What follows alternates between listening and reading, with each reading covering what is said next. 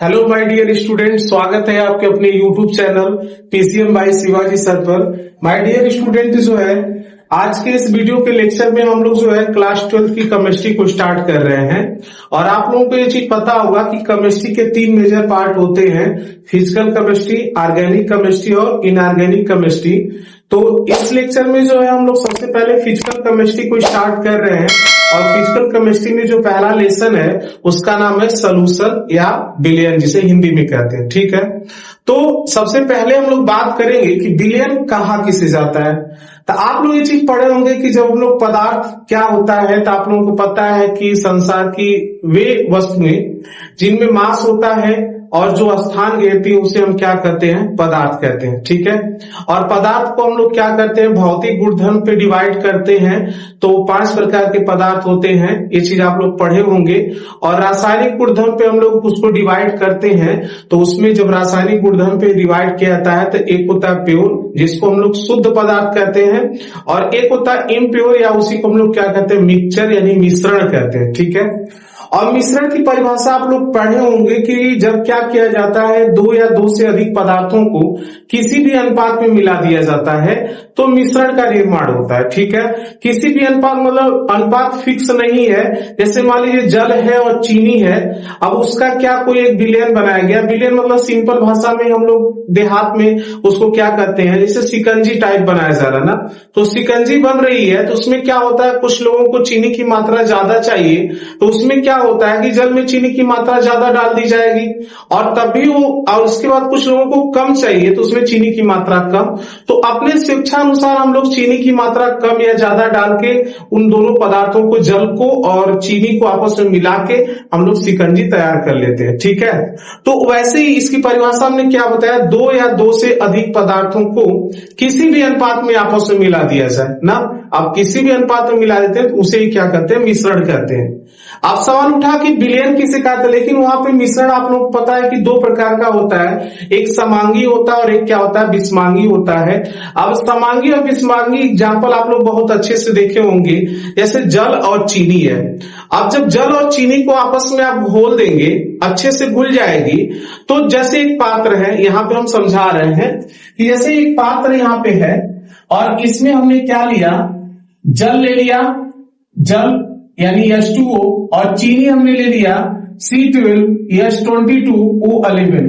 अब इन दोनों को अच्छे से जब हम मिला देंगे ना, तो यहाँ पे मान लीजिए कि एक यहाँ पे शिकंजी तैयार हो जाएगी।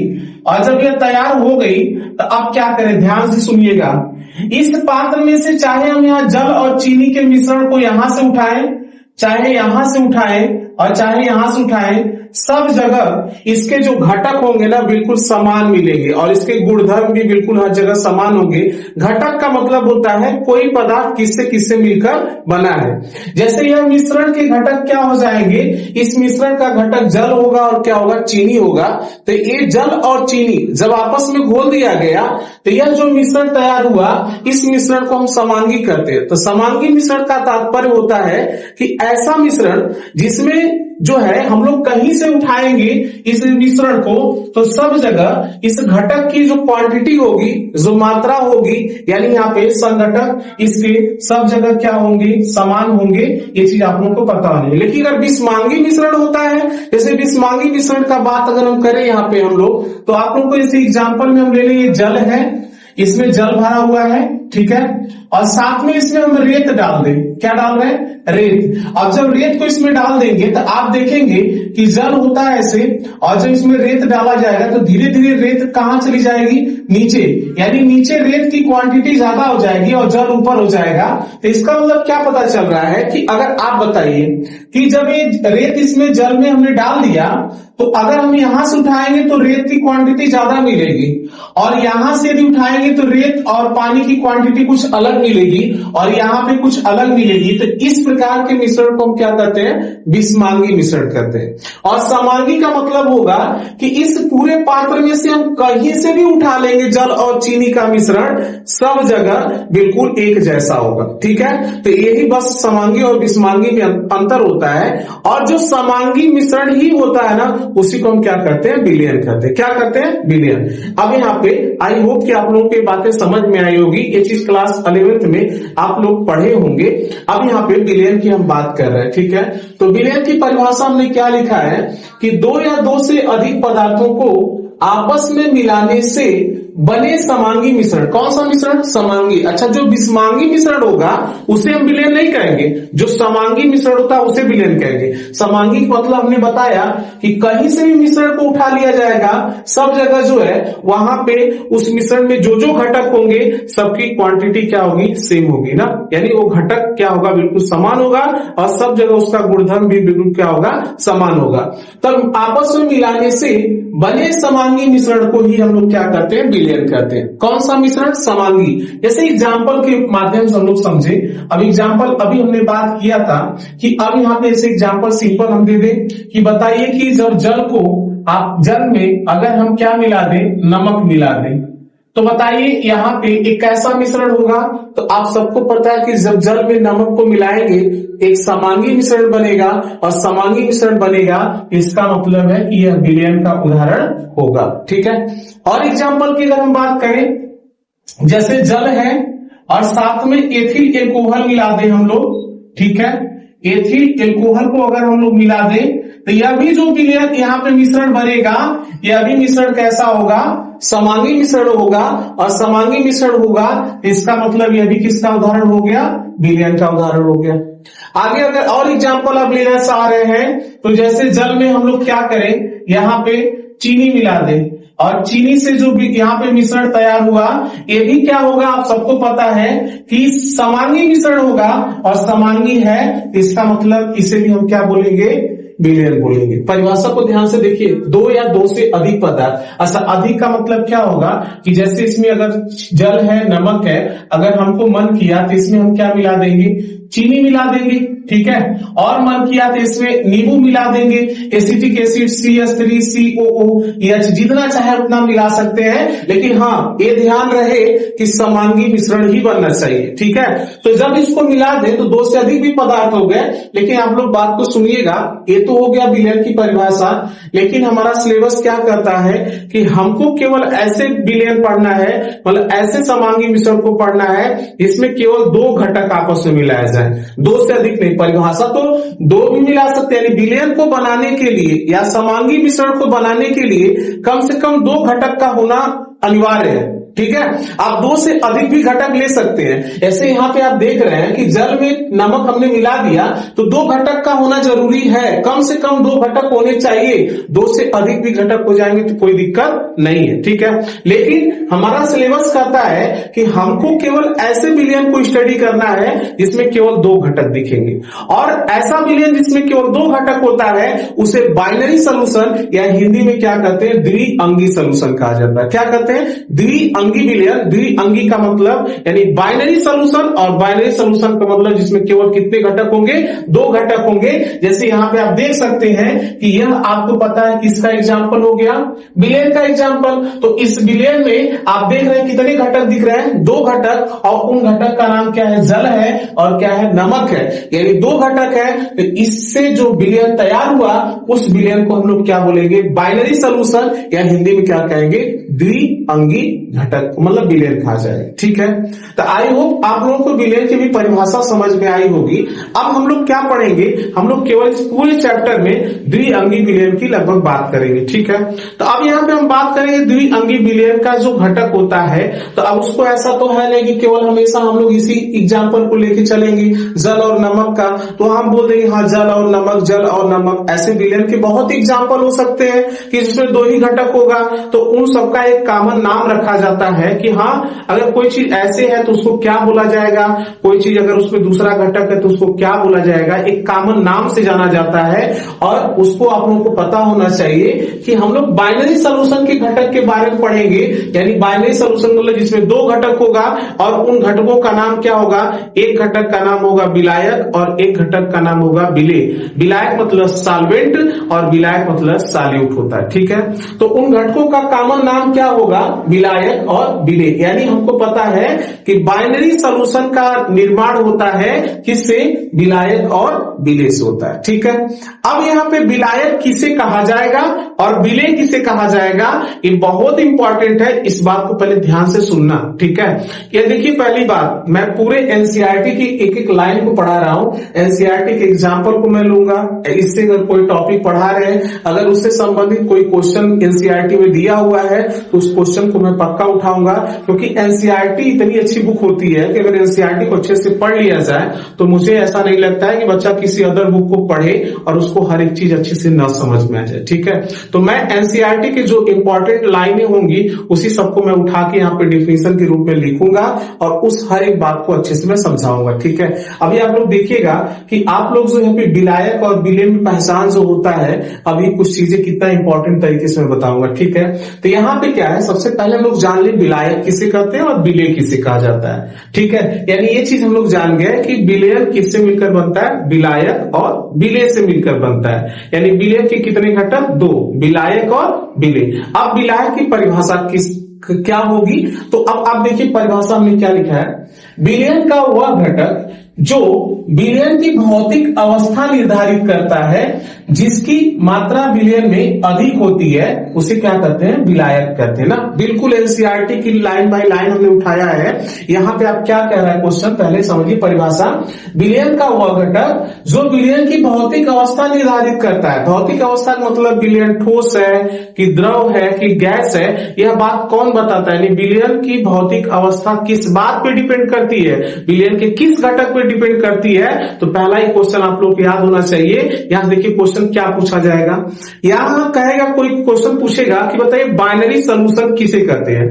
आप बताएंगे बाइनरी सॉल्यूशन या द्विअंगी विलयन उसे कहा जाता है जिसमें केवल दो घटक होते हैं और उन घटकों का नाम क्या होता है, विलेय और विलायक होता है। अब इसके बाद फिर दूसरा क्वेश्चन कोई पूछेगा कि आप बताइए कि यहाँ पे विलयन जो होता है उसकी भौतिक अवस्था, भौतिक अवस्था मतलब विलयन ठोस भी होता है, द्रव के रूप में भी पाया जाता है और गैस के रूप में भी पाया जाता है।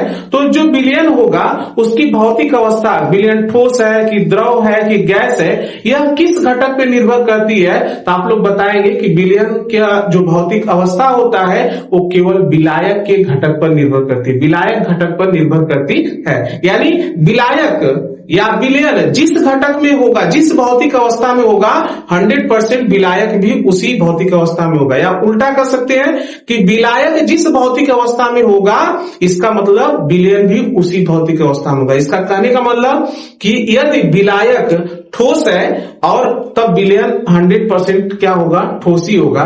यदि विलायक द्रव भौतिक अवस्था में है तो विलयन भी हमेशा किस अवस्था में होगा, द्रव की अवस्था में होगा।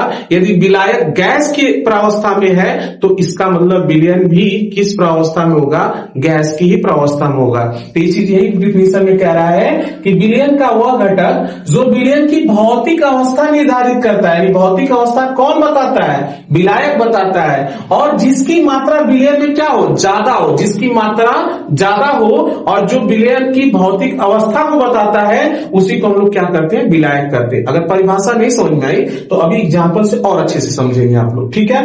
और जबकि जो दूसरा घटक होगा तो उसे हम क्या कर देंगे, विलय कर देंगे, ठीक है। अब एग्जांपल से आप लोग समझिए कि परिभाषा और अच्छे से क्लियर होगी। जैसे एक क्वेश्चन हमने बनाया है कि विलय एवं विलायक की पहचान कीजिए। ये 3 एग्जाम्पल हमने लिखा है, इसमें हम आपसे पूछ रहे हैं, इसमें बताइए विलय कौन है और विलायक कौन है, पहचान करना। इससे पहला एग्जाम्पल है, पहला एग्जाम्पल आप देख रहे हैं कि जल है और प्लस चीनी है, इसको आपस में हमने बिना मिलाया तो यहाँ पे एक विलयन तैयार हुआ। अब देखिए यहाँ पे यल का मतलब क्या हुआ, जल कैसा होता है, जल की भौतिक अवस्था लिक्विड होती है, और चीनी कैसा, सॉलिड मतलब ठोस है। और इनको जब आपस में हमने मिलाया तो यहाँ पे जो विलयन बना वो भी क्या बना, लिक्विड बना। कैसा बना, लिक्विड मतलब द्रवी, द्रव के रूप में। अब आप बताइए यहाँ पे अगर हम कहते हैं कि इससे बताइए कौन विलय होगा कौन विलायक होगा, तो अभी जस्ट ऊपर हमने परिभाषा लिखा कि विलयन जिस घटक में, जिस भौतिक अवस्था में होगा उसी भौतिक अवस्था में कौन होगा, विलायक होगा। अब आप देख रहे हैं कि यहाँ पे विलयन कैसे है, लिक्विड है, तो इसका मतलब है इसमें होता है लिक्विड कौन है, जल है, तो इसका मतलब जल क्या हो जाएगा,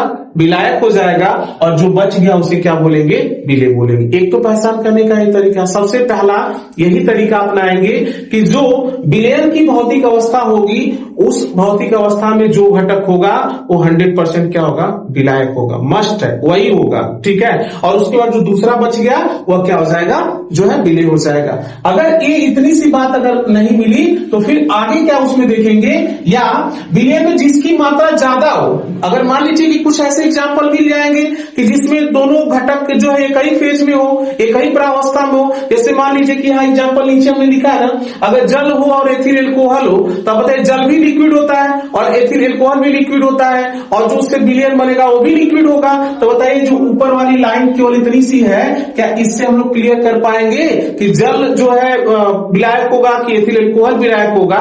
तो वहां पे नीचे वाली बात फिर लागू करेंगे। नीचे वाली बात क्या लागू करेंगे कि अगर यहाँ पे हमारा फेल हो जाएगी परिभाषा, तो फिर नीचे जिसकी मात्रा विलयन में क्या होगी, अधिक होगी, उसे फिर विलायक कहेंगे। अब जैसे एग्जांपल नीचे आप देख लीजिए हमने क्या लिखा है, यहाँ जल है और इसमें हमने एथिल एल्कोहल को मिलाया तो यहाँ पे एक विलयन तैयार हुआ।